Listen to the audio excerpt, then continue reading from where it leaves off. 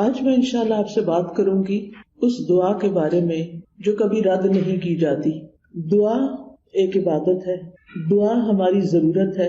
دعا اللہ تعالیٰ سے اپنی دنیا کی زندگی اور آخرت کی زندگی کی ضروریات کے بارے میں التجا کرنا ہے، اس سے مانگنا ہے، اس سے سوال کرنا ہے، اس کے آگے گڑ گڑانا ہے، اس کے آگے اپنی عاجزی کا اظہار کرنا ہے اور اپنے مسائل کا حل تلاش کرنا ہے. ہم سب جانتے ہیں کہ اس دنیا میں ہم آزمانے کے لیے بھیجے گئے ہیں. ہم سب پر آزمائشیں آتی ہیں، ہم سب کے امتحان ہوتے ہیں. کوئی بیمار ہو جاتا ہے، کوئی بچوں کی طرف سے پریشان ہوتا ہے، کوئی بچوں کی شادی کے مسئلے میں پریشان ہوتا ہے، کچھ انہونی قسم کی بیماریوں کا شکار ہوتا ہے، کوئی ذہنی مسائل کا شکار ہوتا ہے، کوئی مالی مسائل کا شکار ہوتا ہے، کوئی دنیا کے حالات کے بارے میں پریشان ہوتا ہے. اور یہ ہم سب ایکسپیرینس کر رہے ہیں. اور بعض اوقات تو مسائل کا ایک تانتا ہوتا ہے، ایک مسئلہ ختم نہیں ہوتا کہ ایک اور مسئلہ شروع ہو جاتا ہے، اور انسان اس دنیا میں ان پریشانیوں کی وجہ سے گھبرا اٹھتا ہے. امام ابن القیم کہتے ہیں کہ دعا آزمائشوں کی دشمن ہے، یعنی ادھر آزمائش آئی تو اس کا مقابلہ دعا سے کیجیے. وہ کہتے ہیں کہ دعا مفید ترین علاجوں میں سے ایک علاج ہے. یہ آزمائشوں کی دشمن ہے، یہ مصیبتوں کو دور دھکیلتی ہے، ان کے ساتھ گتھم گتھا ہوتی ہے، ان کے واقع ہونے کو روکتی ہے اور مصیبتوں کو ختم کرتی ہے، یا مصیبت واقع ہو جائے تو اس کو کم کرتی ہے. دعا مومن کا ہتھیار ہے، مفید ترین دوا ہے. لہذا آج ہم بات کریں گے کہ ہم کس طرح دعا کریں کہ ہماری دعا قبول ہو اور ہم ان مسائل سے جو زندگی میں نبرد آزما ہیں، نبٹ رہے ہیں، ان کو ختم کرنے میں ہماری مدد کرے. تو بات یہ ہے کہ ہم سب جانتے ہیں کہ ہمیں اللہ تعالیٰ نے ہی پیدا کیا ہے اور اسی کی طرف ہمیں پلٹ کر جانا ہے، اور اسی کے ہاتھ میں ہر مشکل کا حل ہے. وہ ہر چیز پر قادر ہے، وہ سب سے بڑا ہے. اس کو دینے کے لیے، اسے کوئی مشکل حل کرنے کے لیے کسی سے پوچھنا نہیں پڑتا، کسی کی مدد لینی نہیں پڑتی.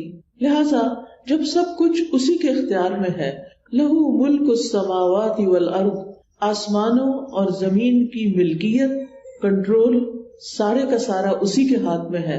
لہذا جب کوئی مشکل آئے تو ہمیں اسی کی طرف رجوع کرنا چاہیے.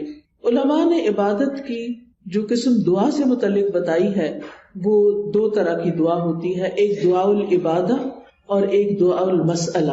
یعنی ہماری جتنی بھی عبادتیں ہیں، نماز، روزہ، حج، زکوٰۃ، جتنے بھی اعمال ہیں، ان سب کو بھی دعا کہا جاتا ہے، کیونکہ یہ بھی دراصل ہم اللہ سبحانہ وتعالیٰ کے حضور جب حاضر ہوتے ہیں، مثلا نماز میں، تو آپ دیکھیے کہ ہم سینے پہ ہاتھ باندھ کے بھی دعا کرتے ہیں. ہم سمع اللہ لمن حمدہ کے بعد ربنا ولک الحمد حمدا کثیرا طیبا مبارکا فیہ اللہم لا مانع لما اعطیت ولا معطی لما منعت. حمد کے بعد آخر میں پھر دعا کرتے ہیں. رکوع میں بھی دعائیں ہوتی ہیں، سجدے میں بھی دعائیں. حدیث میں آتا ہے کہ سجدے میں انسان سب سے زیادہ اللہ تعالیٰ کے قریب ہوتا ہے، تو وہاں بھی ہم دعا کرتے ہیں. پھر التحیات بھی دعاؤں کے ساتھ، درود شریف بھی دعا ہے، بلکہ ساری دعاؤں کا خلاصہ ہے. اور اسی طرح قبولیت کا بہترین وقت درود شریف کے بعد نماز کے اندر دعا کرنا ہے، جہاں ہم رب اجعلنی اور دیگر دعائیں پڑھتے ہیں. پھر اسی طرح روزے کی حالت میں دعا قبول ہوتی ہے، افطار کے وقت دعا قبول ہوتی ہے. پھر ہم حج پہ جاتے ہیں تو ہر مقام پہ دعائیں قبول ہوتی ہیں. تو گویا ہماری عبادات بھی دراصل دعاؤں کا ہی مجموعہ ہے، اور وہ بھی دعاؤں کی قبولیت کا ذریعہ ہے. یعنی جب ہمیں کچھ چاہیے ہوتا ہے تو ہم اللہ تعالیٰ کی طرف رجوع کرتے ہیں. نبی صلی اللہ علیہ وسلم کا طریقہ کیا تھا کہ جب انہیں کوئی مشکل پیش آتی تو وہ کیا کرتے؟ نماز کے لیے کھڑے ہو جاتے اور نماز میں پھر دعا کرتے، اللہ تعالیٰ سے مدد مانگتے. قرآن مجید میں آتا ہے وَاسْتَعِینُوا بِالصَّبْرِ وَالصَّلَاةِ، مدد طلب کرو، مدد مانگو صبر اور نماز کے ساتھ. لہٰذا یہ دعا العبادت ہے. اس کا فائدہ انسان کو دنیا میں بھی ہوتا ہے اور آخرت میں بھی ہوتا ہے. دوسری دعا وہ ہوتی ہے جس میں ہم اللہ سبحانہ تعالیٰ سے سوال کرتے ہیں، کچھ مانگتے ہیں، اس کے آگے گڑ گڑاتے ہیں. تو اس کو دعا الطلب کہتے ہیں، دعا المسئلہ کہتے ہیں، جس میں ہم اللہ تعالیٰ سے التجا کرتے ہیں کہ وہ ہماری دعا قبول کر لے. اس کے بارے میں اللہ تعالیٰ فرماتے ہیں وَقَالَ رَبُّكُمُ ادْعُونِي أَسْتَجِبْ لَكُمْ. تمہارے رب نے کہا کہ مجھ کو پکارو، مجھ سے مانگو، میں تمہاری دعا قبول کروں گا۔ ایک اور جگہ پر آتا ہے سورۃ البقرہ میں، وَإِذَا سَأَلَكَ عِبَادِي عَنِّي فَإِنِّي قَرِيبٌ أُجِيبُ دَعْوَةَ الدَّاعِ إِذَا دَعَانِ فَلْيَسْتَجِيبُوا لِي وَلْيُؤْمِنُوا بِي لَعَلَّهُمْ يَرْشُدُونَ۔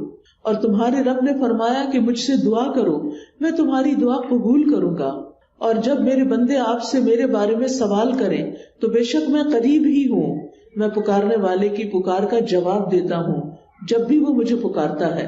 تو گویا اللہ سبحانہ وتعالی بندے کے بہت قریب ہے۔ فَإِنِّي قریب، ایک اور جگہ پر آتا ہے ان ربی قریب مجیب، کہ بے شک میرا رب قریب بھی ہے اور دعا قبول کرنے والا بھی ہے۔ لیکن دعا کی قبولیت کے لیے کیا کرنا چاہیے؟ فَلْيَسْتَجِيبُوا لِي وَلْيُؤْمِنُوا بِي لَعَلَّهُمْ يَرْشُدُونَ۔ ان کو چاہیے کہ وہ میری بات بھی قبول کریں، یعنی اگر وہ یہ چاہتے ہیں کہ ان کی دعا قبول ہو، ان کی بات قبول ہو، تو پھر وہ کیا کریں؟ وہ میری بات قبول کریں، میرے احکامات کو بھی قبول کریں۔ تو گویا اللہ تعالیٰ کی اطاعت بہت بڑا ذریعہ ہے دعاؤں کی قبولیت کا۔ اور پھر اسی طرح وَلْيُؤْمِنُوا بِي، مجھ پر اعتماد کریں، ایمان رکھیں، یعنی دعا کرتے رہیں، جب اس کی قبولیت کا وقت ہوگا، جب وہ واقعی قبول ہونی چاہیے، اس وقت وہ دعا قبول ہو جائے گی۔ اس لیے مایوس نہ ہو، اعتماد رکھیں، ایمان رکھیں، یقین رکھیں، لعلہم یرشدون، تاکہ وہ بھلائی پائیں، ہدایت پائیں۔ کیونکہ رشد جو ہوتی ہے، رشد اس میں ہدایت بھی ہوتی ہے اور بھلائی کے معنوں میں ہوتی ہے۔ یعنی انسان کی عقل کی دو قسمیں ہوتی ہیں، ایک وہ ہوتی ہے جس کے ذریعے انسان چیزوں کو سمجھتا ہے، اچھے برے کا فرق پہچانتا ہے، اور ایک ہدایت کی قسم رشد کہلاتی ہے، جس میں انسان اچھے برے کا فرق جان کر پھر بھلائی تک پہنچ جاتا ہے، خیر تک پہنچ جاتا ہے۔ اس لیے رب سے دعا کرتے رہنا چاہیے۔ اسی لیے ابراہیم علیہ السلام نے جب دعائیں کی تھی تو آخر میں فرمایا تھا ان ربی لسمیع الدعاء، بے شک میرا رب تو ضرور دعاؤں کا سننے والا ہے، یعنی وہ تو لازماً دعائیں سنتا ہے۔ اور السمیع کا لفظ، اس کا یہ مطلب نہیں کہ وہ صرف سن لیتا ہے اور بس بات ختم، نہیں، اس کا مطلب یہ ہے کہ جیسے ہم رکوع سے سر اٹھاتے ہیں تو کہتے ہیں سمع اللہ لمن حمدہ، کہ جو اللہ کی تعریف کرتا ہے اللہ تعالیٰ اس کی حمد کو سنتا ہے، بلکہ مطلب یہ ہے کہ اس کی حمد کو قبول بھی کرتا ہے، دعاؤں کو قبول بھی کرتا ہے۔ اسی طرح حدیث میں آتا ہے اللہم انی اعوذ بک من دعاء لا یسمع، اے اللہ مجھے اس دعا سے بچا لے جو سنی نہ جائے۔ تو یہاں سننا قبول کرنے کے معنوں میں، کہ ایسی دعا نہ ہو کہ جو تیرے ہاں قبولیت نہ پائے، لیکن دعا مانگنے کا طریقہ بھی درست ہونا چاہیے تاکہ دعا قبول ہو جائے۔ اس کے بارے میں اللہ تعالیٰ کا فرمان ہے سورۃ الاعراف میں، اللہ تعالیٰ فرماتے ہیں ادعوا ربکم تضرعا وخفیا انہ لا يحب المعتدین، تم اپنے رب کو عاجزی سے اور چپکے چپکے پکارو، یعنی دعا مانگتے ہوئے انسان کے اندر عاجزی ہونی چاہیے، خشوع ہونا چاہیے، انسان کو ہمبل ہونا چاہیے، اپنے آپ کو رب کے سامنے محتاج ظاہر کرنا چاہیے۔ اور پھر فرمایا وَلَا تُفْسِدُوا فِي الْأَرْضِ بَعْدَ إِصْلَاحِهَا، دعاؤں کی قبولیت چاہتے ہو تو آہوزاری سے پکارو، چپکے چپکے پکارو، اللہ تعالیٰ حد سے بڑھنے والوں کو پسند نہیں کرتا، اور تم زمین میں اس کی اصلاح کے بعد فساد نہ کرو، یعنی زمین میں مطیع اور فرما بردار بن کے رہو، بگاڑ پیدا نہ کرو۔ ان رحمت اللہ قریب من المحسنین، بے شک اللہ کی رحمت محسنین سے، نیکوکاروں سے بہت قریب ہے، یعنی اللہ تعالیٰ ان لوگوں کی دعا زیادہ سنتا ہے جو لوگوں کے ساتھ بھلائی کرتے ہیں، نہ کہ ان کے درمیان پھوٹ ڈالتے ہیں، فساد کرتے ہیں اور ان کی زندگی مشکل کرتے ہیں۔ لہٰذا اگر ہم چاہتے ہیں کہ ہماری دعائیں قبول ہو تو اس کے لیے بہت ضروری ہے کہ پھر ہم اللہ سبحانہ وتعالیٰ کے حقوق بھی ادا کریں اور اللہ کے بندوں کے ساتھ بھی بھلائی کا اور رحمت کا معاملہ کریں۔ یعنی ہم چاہتے ہیں کہ ہم پر رحمت کی جائے تو ہمیں کیا کرنا چاہیے؟ دوسروں کے ساتھ رحم کا معاملہ کریں۔ کہتے ہیں نا ارحموا من فی الارض یرحمکم من فی السماء، تم اس پر رحم کرو جو زمین میں ہے تو تم پر وہ رحم فرمائے گا جو آسمان میں ہے، یعنی اللہ سبحانہ تعالیٰ تم پر اپنی رحمت فرمائے گا۔ تو اس سے یہ پتہ چلتا ہے کہ دعا مانگنے کے وقت انسان کا طریقہ کیا ہونا چاہیے۔ سب سے پہلے کہ گڑ گڑا کے پوری توجہ سے رو کے, اللہ سبحانہ و تعالیٰ کے آگے فریادیں کر کے, لیکن حد سے نہ بڑھا جائے. حد سے بڑھنا کیا ہے کہ انسان ایسی حرکتیں شروع کر دے کہ جن کا سنت سے کوئی تعلق نہیں. نبی صلی اللہ علیہ وسلم نے اس طرح کی دعا نہیں مانگی. پھر اسی طرح یہ کہ پوری امید کے ساتھ دعا کرنی چاہیے, پورے یقین کے ساتھ دعا کرنی چاہیے کہ ہماری دعا قبول ہوگی. اللہ تعالیٰ سے نا امید نہیں ہونا چاہیے. وَادْعُوهُ خَوْفًا وَطَمَعًا, خوف رکھتے ہوئے اور امید کے ساتھ دعائیں کرنی چاہیے. یعنی انسان دعا مانگنے سے رکے نہیں بلکہ مانگتا رہے. دیکھا جائے تو اللہ تعالیٰ کو تو انسان کی دعا کی ضرورت نہیں کہ بندہ اس سے ضرور مانگے. یہ تو انسان کے اپنے فائدے میں ہے کہ انسان اللہ سے مانگتا رہے. یہ جو اللہ تعالیٰ ہمیں حکم دے رہے ہیں کہ دعا مانگتے رہو, تو آپ دیکھیے کہ اس میں ترغیب دی جا رہی ہے. اس کو ضرورت نہیں ہے, ہمیں ضرورت ہے, ہم محتاج ہیں. سورۃ فاطر میں اللہ تعالیٰ فرماتے ہیں یا ایھا الناس انتم الفقراء الی اللہ واللہ هو الغنی الحمید. اے لوگو تم سب اللہ کے محتاج ہو اور اللہ بے نیاز ہے, تعریف والا ہے. یعنی محتاج ہم ہیں, ضرورت ہماری ہے, اور اللہ بے نیاز ہے, اس کو ضرورت نہیں ہے, اس کو کسی کی محتاجی نہیں ہے کہ کوئی دعا کرے گا تو اس کی شان بلند ہوگی. وہ تو پہلے سے ہی بلند شان کا مالک ہے. ایک حدیث قدسی میں آتا ہے اللہ تعالیٰ فرماتے ہیں اے میرے بندو تم کبھی مجھے نقصان پہنچانے کی طاقت نہیں رکھو گے, یعنی میرا کچھ نہیں بگاڑ سکتے کہ مجھے نقصان پہنچا سکو, نہ کبھی مجھے فائدہ پہنچانے کے قابل ہوگے کہ مجھے فائدہ پہنچا سکو. نہ ہم اللہ تعالیٰ کا نقصان کر سکتے ہیں اور نہ ہی اس کو فائدہ دے سکتے ہیں. اسی لیے ایک اور حدیث میں آتا ہے اے میرے بندو اگر تمہارے پہلے والے اور تمہارے بعد والے اور تمہارے انسان اور تمہارے جن سب مل کر تم میں سے ایک انتہائی متقی انسان کے دل کی طرح ہو جائیں تو اس سے میری بادشاہت میں کوئی اضافہ نہیں ہوگا. یعنی اگر ہم سب کے سب بہت نیک بھی بن جائیں تو اللہ تعالیٰ کو تب بھی کوئی فائدہ نہیں. ہم اپنا سارا مال بھی خرچ کر دیں تو اللہ تعالیٰ کا کچھ بھی فائدہ نہیں, اس کا ریٹرن خود ہم ہی کو ملنے والا ہے. تو بات یہ ہے کہ دعا انسان ہی کو فائدہ دیتی ہے, لہذا دعا مانگتے رہنا چاہیے کیونکہ دعا ایک عبادت ہے. ہم اپنی زندگی میں جتنی بھی دعائیں کریں گے اتنی زیادہ اللہ تعالیٰ کی محبت پائیں گے, کیونکہ نبی صلی اللہ علیہ وسلم نے فرمایا لیس شیء اکرم علی اللہ من الدعاء, اللہ کے ہاں دعا سے بڑھ کر کوئی چیز عزت والی نہیں. یعنی ہم بندوں سے مانگتے ہیں تو وہ کیا ہوتا ہے, ذلت ہوتی ہے, لیکن جب ہم اللہ سے مانگتے ہیں تو اللہ تعالیٰ کے ہاں درجات بلند ہوتے چلے جاتے, عزت بڑھتی چلی جاتی ہے. دعا کرنے والے سے اللہ تعالیٰ محبت کرتا ہے, اور جو دعا نہیں کرتا اس سے کیا ہوتا ہے پتہ نا آپ کو, اللہ تعالیٰ اس سے ناراض ہوتا ہے. جو دعا نہیں کرتا, جو اللہ سے نہیں مانگتا, جو اللہ کے سامنے اپنی حاجت نہیں رکھتا, اللہ تعالیٰ اس سے ناراض ہوتا ہے. لہٰذا دعا کرنے والے اللہ کے محبوب ہیں اور نہ مانگنے والوں سے اللہ تعالیٰ ناراض ہوتا ہے. دعا نہ کرنا تکبر کی علامت ہے. بعض لوگوں کو کہا جاتا ہے نا دعا کرو, کہتے بہت کر لی کوئی فائدہ نہیں ہوا, یا کہتے ہیں اس کو تو پتہ ہی ہے ہمیں کیا چاہیے, ہمیں کیا ضرورت ہے کہ ہم اس سے مانگیں. نہیں, ہمیں ضرورت ہے اس سے مانگنے کی, اور جب تک ہم مانگتے رہیں گے ہماری نیکیوں میں اضافہ ہوتا رہے گا, اور ایک وقت آئے گا کہ قبول بھی ہو جائے گی. قیامت کے دن یعنی ہر دعا قبول ہوتی ہے. کچھ دعائیں دنیا میں اسی وقت دیر اینڈ دین قبول ہو جاتی, کچھ دعاؤں کے بدلے میں اللہ تعالیٰ ہماری کچھ اور خیر بھلائی کر دیتا ہے جو ہم خود مانگ نہیں رہے ہوتے. اللہ تعالیٰ وہ چیزیں ہمیں عطا کر رہا ہوتا ہے جو ہماری اس دعا کی قبولیت سے زیادہ بڑی ضرورت ہوتی ہے, اور کچھ دعائیں ہماری آخرت کے لیے سیو کر دی جاتی ہیں. جب ہمارے عمل میں کچھ بہت اچھا نہیں ہوتا, ہمارے پاس بہت ساری نیکیاں نہیں ہوتی, لیکن ہم کسی مسئلے میں پریشان ہوتے ہیں اور دعائیں کرتے رہتے ہیں, تو یہ ہماری نیکیوں میں اضافے کا ذریعہ بن جاتی ہیں. اور قیامت کے دن اللہ تعالیٰ کے ہاں جو بندہ ان دعاؤں کا اجر پائے گا جو دنیا میں قبول نہیں ہوئی تھی, تو انسان کیا تمنا کرے گا, کاش دنیا میں میری کوئی دعا بھی قبول نہ ہوئی ہوتی اور آج سارے کا سارا مجھے یہی ملتا. ہم سب جانتے ہیں کہ دنیا کی زندگی جو ہے وہ ہماری بہت ہی محدود سی ہے. یہاں اگر ہمیں سب کچھ بھی مل جائے تو بھی ہم دیکھتے ہیں کہ یا وہ چیز ختم ہو جاتی ہے یا ہم چلے جاتے ہیں دنیا سے. یعنی کچھ بھی تو یہاں باقی رہنے والا نہیں. ہمارے پاس قارون کے خزانے بھی ہوں تو وہ بھی ختم ہو جائیں گے, تو بھی ہمیں دنیا سے چلے جانا ہے. کل من علیہا فان ویبقی وجہ ربک ذو الجلال والاکرام. اس لیے کبھی بھی مایوس نہ ہو, مانگتے چلے جائیں، مانگتے چلے جائیں. دعا مانگنے سے کبھی بھی تھکے نہیں. لیکن دعا مانگنے کے کچھ آداب ہیں، کچھ شرائط ہیں، وہ ہمیں ضرور سیکھ لینی چاہیے. اور اگر ہم نے سیکھی ہوئی ہیں تو ضرور دوہرا لینی چاہیے.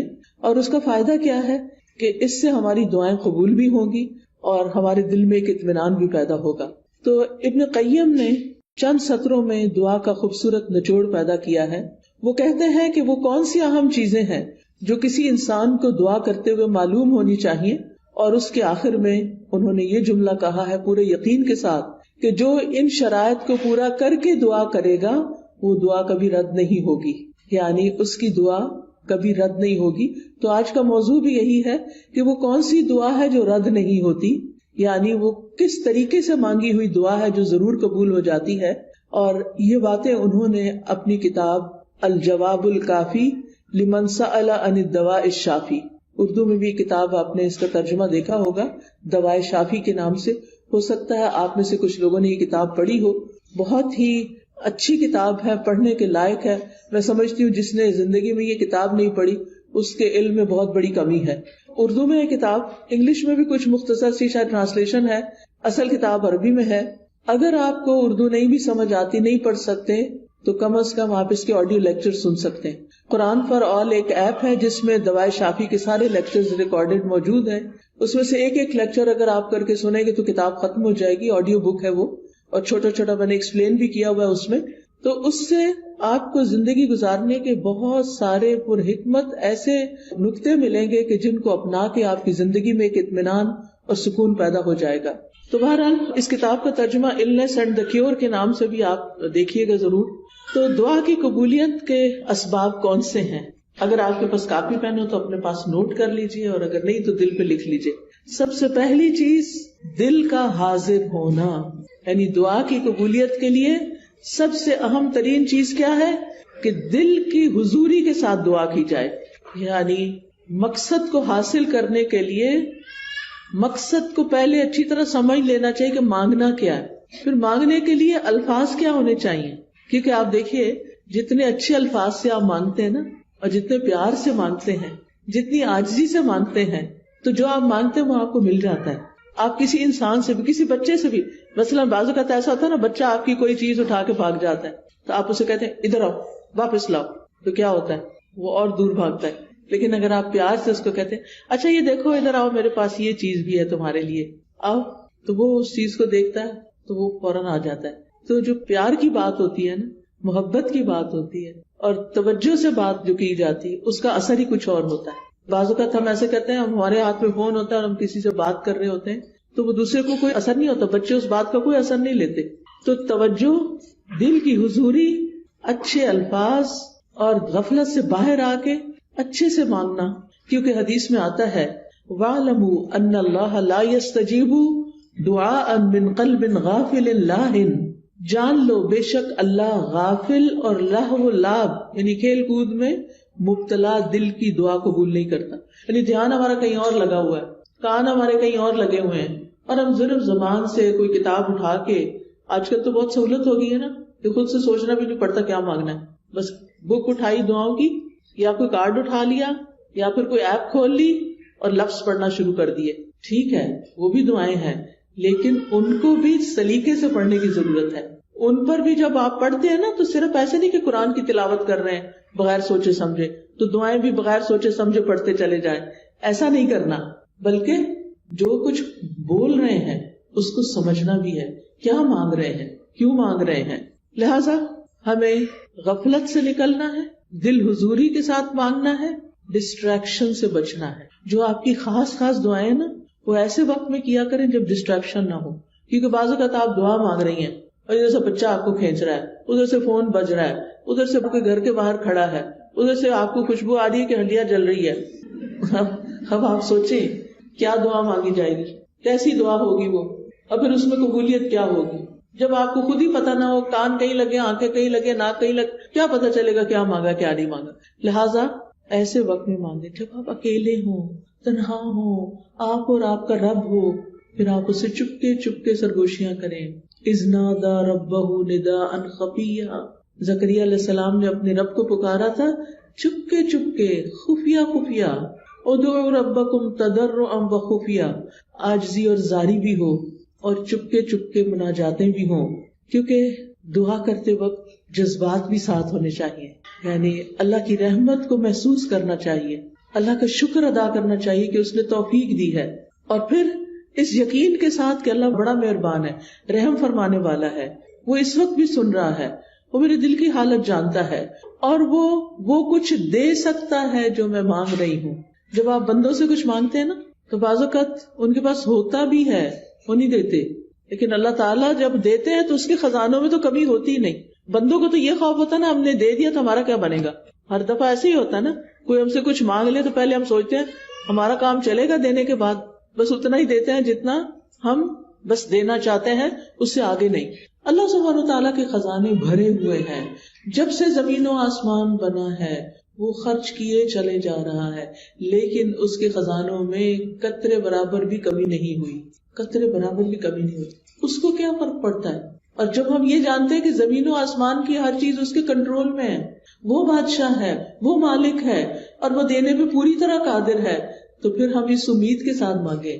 قرآن مجید میں آتا ہے کہ وَإِن مِّن شَيْءٍ إِلَّا عِندَنَا خَزَائِنُهُ وَمَا نُنَزِّلُهُ إِلَّا بِقَدَرٍ مَّعْلُومٍ، کوئی چیز ایسی نہیں، یو نیم اٹ، کہ جس کے خزانے ہمارے پاس نہ ہو، لیکن ہم ان خزانوں میں سے کتنا کتنا دیتے ہیں، کتنا کتنا اتارتے ہیں، ایک معلوم اندازے کے مطابق، ایک مقرر اندازے کے مطابق، کیونکہ اللہ تعالی الحکیم بھی ہے، اس کو پتا ہے کس انسان کو کب کون سی چیز دینی چاہیے، کیونکہ وہ ہمارے بارے میں ہم سے زیادہ جانتا ہے نا، کہ اگر میں نے اس کی دعا قبول کر لی اور اس کو وہ مل گیا جو چاہتا ہے، پھر یہ مجھے بھول جائے گا، اور مجھ سے غافل ہونا اور بھولنا اس بندے کے حق میں نقصان دہ، لہٰذا بہتر ہے کہ اس کی دعا ابھی قبول نہ کی جائے، یہ کچھ اور مانگ لے۔ یعنی بعض لوگوں کی دعا صرف اس لیے قبول نہیں کی جاتی کہ ان کا رونا اللہ کو پسند ہوتا ہے، ان کا مانگتے رہنا اللہ کو پسند ہوتا ہے، کیونکہ جب ہم دکھی ہوتے ہیں، تکلیف میں ہوتے ہیں، پریشان ہوتے ہیں، تو پھر ہم اللہ کی طرف رجوع کرتے ہیں، اور جب ہماری ضروریات پوری ہو جاتی ہیں تو پھر ہم کیا کرتے ہیں، پھر تو ہم نماز پڑھنا بھی بھول جاتے ہیں، پھر ہم صدقہ خیرات دینا بھی بھول جاتے ہیں۔ لہٰذا اللہ سبحانہ تعالیٰ ہمیں کسی نہ کسی مشکل میں ڈالے رکھتا ہمارے فائدے کے لیے، ہماری بھلائی کے لیے، تاکہ ہم اللہ تعالیٰ کی طرف رجوع کرتے رہیں۔ نبی صلی اللہ علیہ وسلم نے فرمایا ادعوا اللہ وانتم موقنون بالاجابہ، تم اللہ سے مانگو اس یقین کے ساتھ کہ تمہاری دعا ضرور قبول کی جائے گی، پورا یقین ہو۔ لہٰذا جب آپ کو یقین آئے گا نا تو غفلت بھی دور ہو جائے گی، دعا میں دل حاضر رہے گا، اور آپ اس طرح دعا کی قبولیت کی پہلی شرط پوری کر دیں گے۔ دوسری چیز جو ہے وہ ڈسٹریکشن ہے۔ ڈسٹریکشن کا مطلب یہ ہے کہ انسان کبھی کہیں دیکھے، کبھی کہیں دیکھے، کبھی کچھ سوچے، کبھی کچھ سوچے، اور جو مانگ رہا ہے اس کی خبر نہ ہو اس کو۔ تو ہمیں سمجھ کر دعا کرنی، سمجھ کر، یعنی یہ دوسرا اہم نقطہ ہے، حاضر دل کے ساتھ اور سمجھ کر، کیونکہ اگر پتہ ہی نہیں مانگ کے آ رہے ہیں تو پھر کیا فائدہ۔ اور پھر یہ ہے کہ اگر عربی میں دعا مانگنی نہیں آتی تو الٹے سیدھے لفظ پڑھ کے نہ مانگیں، اردو میں مانگ لیں، انگلش میں مانگ لیں، پنجابی میں مانگ لیں، جو آپ کی زبان ہے اس میں مانگ لیں، تو آپ کے لیے کچھ مشکل نہیں ہے۔ اللہ تعالیٰ کو ساری زبانیں آتی ہیں، ایک ہم ہیں، ہمارے لیے ریسٹرکشن، ہماری لمیٹیشنز ہیں، ہمیں ایک زبان آتی ہے تو دوسری نہیں آتی، انگریزی آتی ہے تو فرینچ نہیں آتی، اردو آتی ہے تو پنجابی نہیں آتی بچوں کو، تو کتنی لمیٹیشنز ہیں ہماری۔ اللہ تعالیٰ کے لیے کچھ مشکل نہیں، کسی بھی ڈائلیکٹ میں، کسی بھی زبان میں، کسی بھی وقت، کسی بھی لمحے کچھ بھی مانگتے ہیں، وہ سب کچھ سمجھتا ہے، جانتا ہے، اور دینے پر پوری طرح قادر ہے۔ پھر آپ دیکھیے کہ دعا کرتے وقت کسی بے مقصد کام میں مشغول نہ ہو۔ اچھا، بعض لوگ موبائل سے دعائیں پڑھتے ہیں، ٹھیک ہے، سہولت کے لیے پڑھ سکتے ہیں آپ، اب کیا ہوتا ہے اتنے میں اوپر ایک نوٹیفیکیشن آ جاتا ہے، اچھا آدھی دعا پڑھی، آدھا میسج پڑھا، نہ ادھر کے نہ ادھر کے، ملٹی ٹاسکنگ ہو رہی۔ دنیا کے کاموں میں تو ملٹی ٹاسکنگ آپ کر سکتے ہیں، لیکن اللہ تعالیٰ کے ہاں تو بس ایک وہ ہے، اس کو ایک مانتے ہوئے بس وہ اس میں بھی یہ بھی شریک کرنا پسند نہیں کرتا کہ جب ہم اس سے بات کر رہے ہو تو ہم اوروں کے بارے میں سوچ رہے ہو، یا اس سے بات کر رہے ہو تو بیچ میں کسی اور سے باتیں شروع کر دیں، اس کو یہ پسند نہیں ہے۔ لہٰذا ہمیں ڈسٹریکشن سے بچنا ہے۔ بعض اوقات یہ ہوتا ہے کہ کوئی چیز ہمارے انگوٹھی وغیرہ ہاتھ میں ہوتی ہے تو کچھ لوگ کیا کرتے ہیں، دعا مانگتے ہیں اس سے کھیلنا شروع کر دیتے ہیں، کوئی بٹن کھول بند شروع کر دیتا ہے، کچھ اور کرنے لگتے ہیں۔ ان ساری چیزوں سے بچنا ہے۔ اس وقت کپڑے نہیں سنوارنے، کوئی اور کچھ نہیں، کھجانا شجانا بھی نہیں، اگر کھجانا پہلے کھجا لیں، اور پھر اس کے بعد دعا کرنی شروع کریں. یعنی 100% آپ کی توجہ دعا کی طرف ہونی چاہیے. ہمارے اسلاف میں سے کسی نے ایک شخص کو دیکھا کہ دعا کر رہا تھا اور ساتھ کنکریوں سے کھیل رہا تھا. انہوں نے کہا یہ کنکریاں پھینک دو اور اپنی دعا پہ توجہ کرو. دعا کرتے ہوئے تمہارا دل اور اعضاء سارے پورا جسم اس طرف متوجہ ہونا چاہیے. تو یہ تھی پہلی شرط. ٹھیک ہے. دوسری شرط یا دوسرا نقطہ یا دوسرا ادب کیا ہے؟ قبولیت کے 6 اوقات میں سے کسی وقت میں دعا کرنا. اب قبولیت کے 6 اوقات کون سے ہیں میں ابھی آپ کو بتاتی ہوں. یہ 6 اوقات ایسے ہیں جن میں دعا قبول ہو جاتی ہے اور کبھی رد نہیں ہوتی. لہٰذا دل کو حاضر رکھنے کے ساتھ ساتھ دوسری چیز وقت کا انتخاب ہے کہ کس وقت آپ مانگیں, کون سا زیادہ سوٹیبل ٹائم ہے. تو ان میں سے سب سے پہلے رات کا آخری تہائی حصہ, 1/3 of last part of the night. اب وہ کیا ہے, جیسے آپ کے موبائل پہ وہ ٹائمنگز ہوتے ہیں نا صلاۃ کے, تو وہ آ جاتا ہے تہجد کا وقت آ جاتا ہے. آج کل شاید 1:30 ہے یا کچھ اس طرح. تو وہ لاسٹ پارٹ آف نائٹ ہوتا ہے, جو تیسرا حصہ آخری حصہ ہوتا ہے رات کا, فجر کی اذان سے پہلے, آپ سمجھے 1.5-2 گھنٹے پہلے. اب اس وقت میں آپ اللہ تعالیٰ سے دعا کریں گے, جو کہ تہجد کا وقت ہوتا ہے. سب سو رہے ہوتے ہیں, فون کالز کرنے والے بھی سو رہے ہیں, آنے جانے والے بھی سو رہے ہیں, گھر والے بھی سو رہے ہیں, بچے بھی سو رہے ہیں, سبھی سو رہے ہیں. اب آپ کا رب جاگ رہا ہے. لہٰذا جب آپ کی آنکھ کھلے تو آپ اپنے رب کو پکاریں, چاہے آپ بستر میں لیٹے ہوئے پکاریں. منع نہیں ہے لیٹ کے دعا کرنا, آپ لیٹ کے بھی دعا کر سکتے ہیں. اس وقت کوئی آپ کو دیکھ نہیں رہا ہوگا, آپ اللہ کے آگے رو سکتے ہیں, آپ اپنی التجائیں فریادیں کر سکتے ہیں. اگر کوئی ساتھ سویا ہوا ہے تو پھر زور سے نہیں بولیے, دل میں بولیے, کیونکہ اللہ تعالیٰ نے اجازت دی ہے کہ ادعوا ربکم تضرعا وخفیہ, خفیہ چپکے وسپرنگ میں, دل ہی دل میں اللہ کے ساتھ فریادیں کرنا شروع کر دیں. اور یہ دل کی حضوری کا بہترین وقت ہے. حدیث میں آتا ہے ہمارا رب تبارک و تعالی ہر رات آسمانی دنیا پہ نزول فرماتا ہے. جب رات کا آخری تہائی حصہ باقی رہ جاتا ہے اور وہ آواز دیتا ہے کوئی جو مجھ سے دعا کرے تو میں اسے قبول کر لوں. اللہ تعالیٰ خود پکار رہے ہیں, مانگو مجھ سے. ہے کوئی جو مجھ سے مانگے تو میں اسے عطا کر دوں. ہے کوئی جو مجھ سے بخشش طلب کرے تو میں اس کو معاف کر دوں. اور یہ ہر رات ہوتا ہے, ایوری نائٹ. لہٰذا اس وقت سے فائدہ اٹھانا چاہیے. اگر ہم اپنے گناہوں سے پریشان ہیں, اپنی بری عادتوں سے پریشان ہیں, اپنے کچھ مینٹل ہیلتھ کے بارے میں پریشان ہیں, کسی خاص مسئلے کے بارے میں پریشان ہیں, تو اس آخری حصے میں رات کے اٹھیں اور اللہ تعالیٰ سے دعا کریں. اللہ تعالیٰ اپنی شان کے مطابق آپ کو نوازے گا اور یہ دعاؤں کی قبولیت کا سنہری موقع ہوتا ہے. دوسرے مواقع کون سے ہیں؟ ابن القیم لکھتے ہیں وَعِندَ الْأَذَانِ, حدیث میں بھی آتا ہے اذان. اب آپ کہیں گے ہمارے گھر میں تو اذان ریکارڈیڈ ہے. بالکل ریکارڈیڈ اذان بھی اذان ہے, وہ کچھ اور تو نہیں ہے نا. بعض لوگ کہتے ہیں اچھا اس کا جواب دیں. بھئی کیوں نہ دیں, وہ کیا کہہ رہا ہے, وہ وہی تو کہہ رہے جو اذان کے الفاظ ہیں. اب آپ مسجد میں بھی ہوتے ہیں تو کیا آپ کو مؤذن کی اصل آواز آ رہی ہوتی نہیں نا. کس میں سے آ رہی ہوتی؟ مائک کے تھرو آ رہی ہوتی